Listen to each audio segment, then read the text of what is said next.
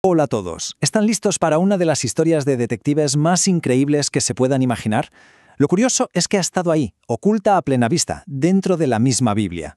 Hoy vamos a desentrañar un misterio fascinante, la posibilidad de que varios libros bíblicos no sean lo que parecen, sino que formen una sola y grandiosa épica con una agenda muy específica. A ver, pensemos en esto por un segundo.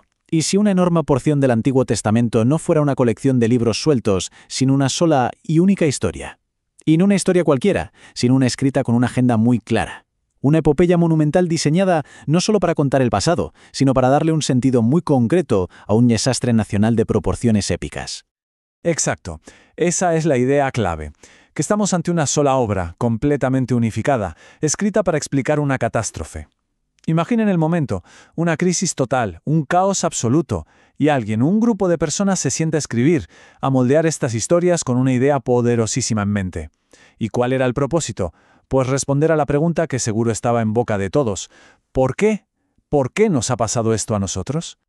Y bueno, ¿de qué libros estamos hablando? Pues de unos muy conocidos: Josué, Jueces, los 2 libros de Samuel y los 2 de Reyes.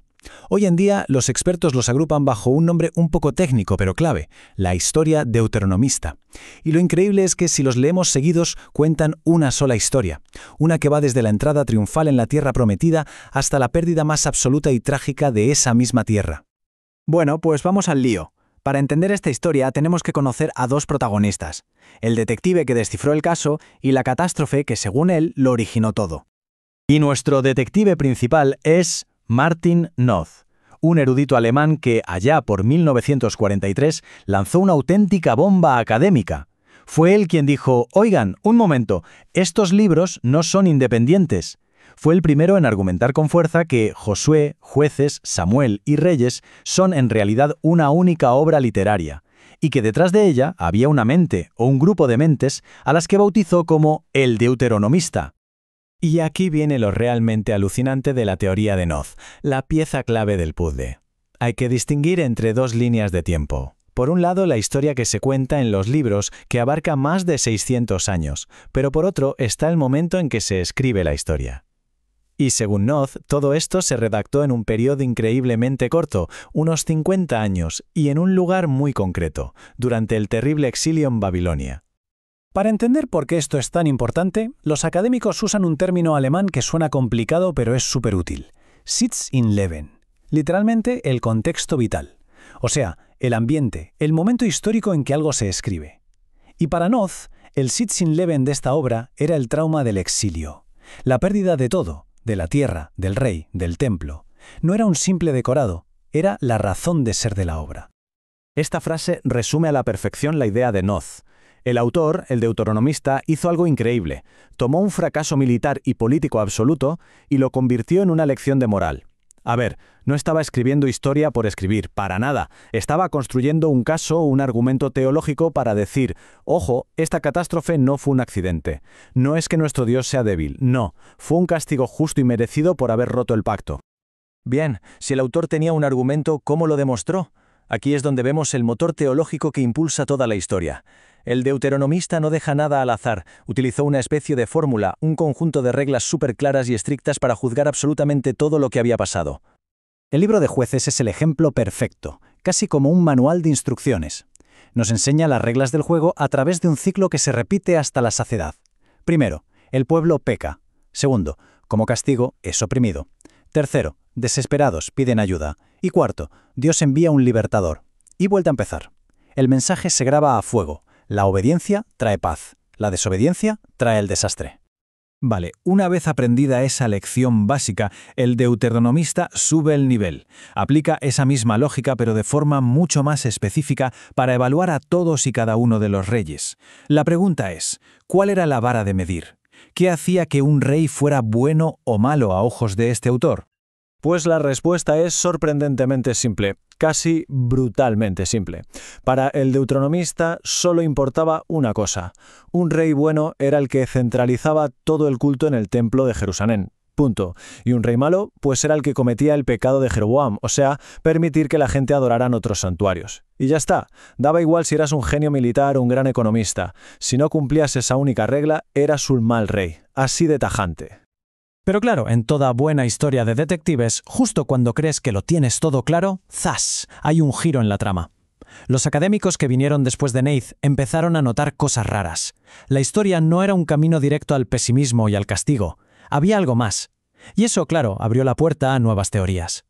Y la gran contradicción, la tensión que recorre toda la obra, es esta. Por un lado, tenemos la promesa que Dios le hace al rey David.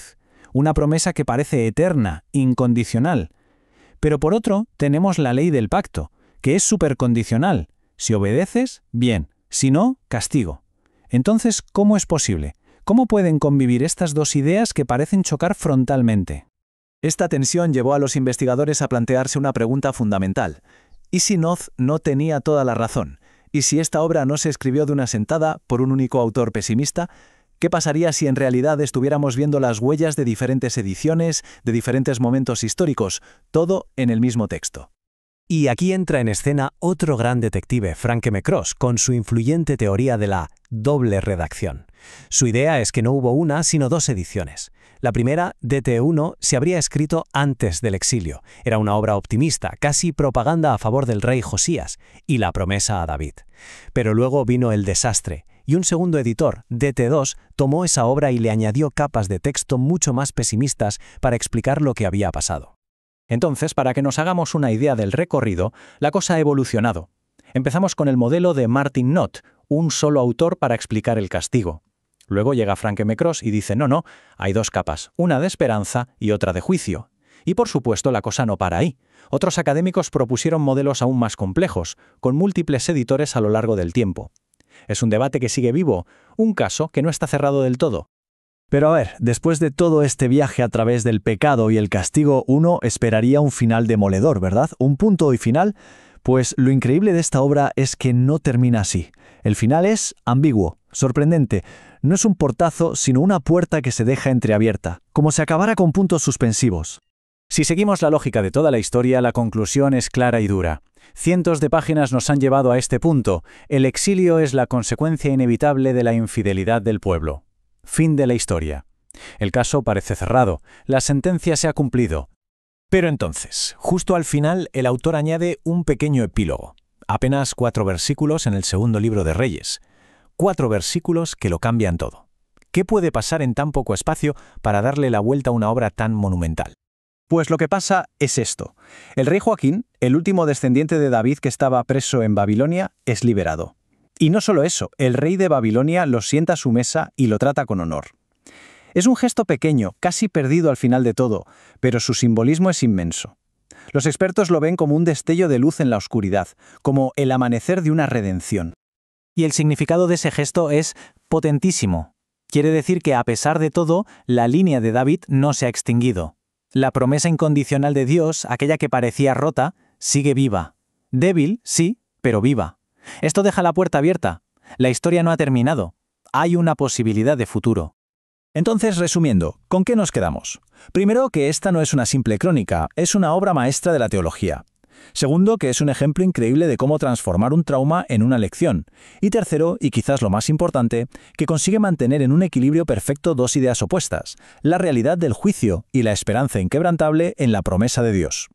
Y así, esta épica oculta nos deja con una pregunta flotando en el aire. ¿Es la historia de un final o la lección para un nuevo comienzo? ¿Se escribió para cerrar un capítulo de fracasos o para dar a los supervivientes las claves para volver a empezar? Quizás la respuesta está ahí, en esa decisión final del autor, la de no terminar con la oscuridad, sino con ese pequeño pero importantísimo rayo de luz.